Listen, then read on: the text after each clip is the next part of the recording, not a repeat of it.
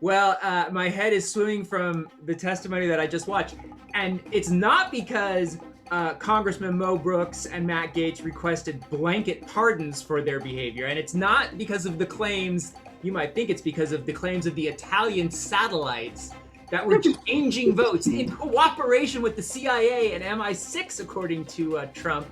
But it was actually how close we got to having hundreds of resignations in the U.S. Justice Department if Trump had ended up putting his puppet, Jeffrey Clark, in as Attorney General to overturn the vote in Georgia. That was the most terrifying thing, that the Deputy Attorney General told Trump, I will resign if you do this, and leaders of 5 other departments that they named were ready to resign, plus U.S. attorneys all over the country, and I believe the line was Jeffrey Clark, Trump's puppet, would be left in charge of a graveyard. That scared the hell out of me. I mean, that's the end of democracy right there had that happened. Well, yeah, but that's the kind of fear I think about every single day. Because I think that Adam Kinzinger summed it up well. You know, he's uncertain that we've done enough. And I worry about that every day, because what worries me the most is when we listen to this testimony, and it sounds really, really clear, it's clarifying, it is succinct, it is Republican people, officials in the Trump White House speaking out.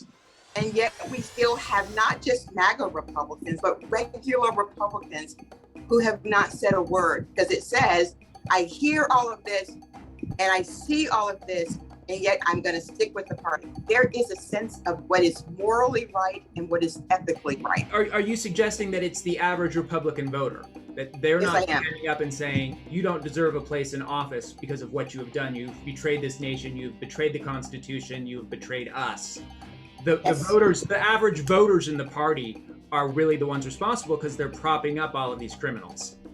That is exactly right. And I have been really hesitant to say, you know, we've all been taught to say, don't say Republicans, say MAGA Republicans, say GOP and all that stuff. But at the end of the day, if you are just an average Republican and you are voting for these Republicans in office today, and you are voting to keep these people in office, then you are the problem. You are the problem.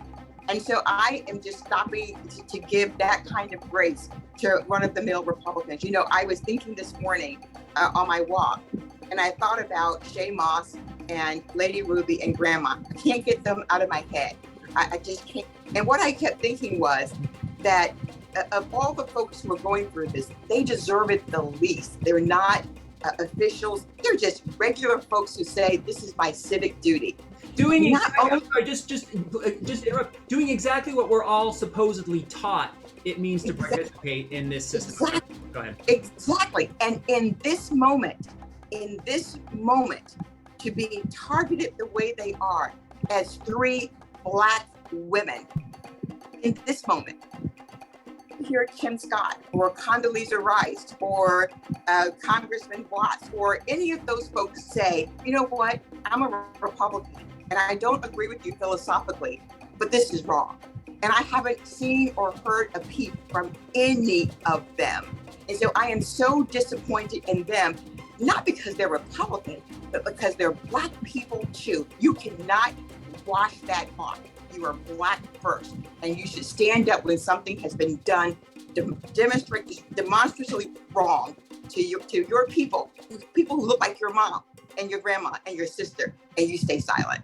That is unconscionable to me. Let's say somebody comes to you and says, but don't you think that you should at least listen to what these people have to say? Because if you deny them right off the bat, then they're never going to see your way of thinking. That's an argument that comes to me quite a bit. Because I think I feel the same way you do, which is just cut them off. I'm assuming you feel that way. Do you feel obligated to listen at this point to some of these arguments? Just out of courtesy? I'm not going to listen to Bradley Johnson, so you can take him off the table.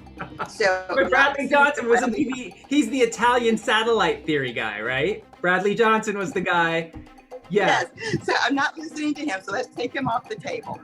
But I will talk to anyone. So let's be clear. I will talk to anyone And then after you've heard the facts and we talked about it and you still say, yeah, but then now it's not grace anymore, it's accountability, and we're done. Wonderful.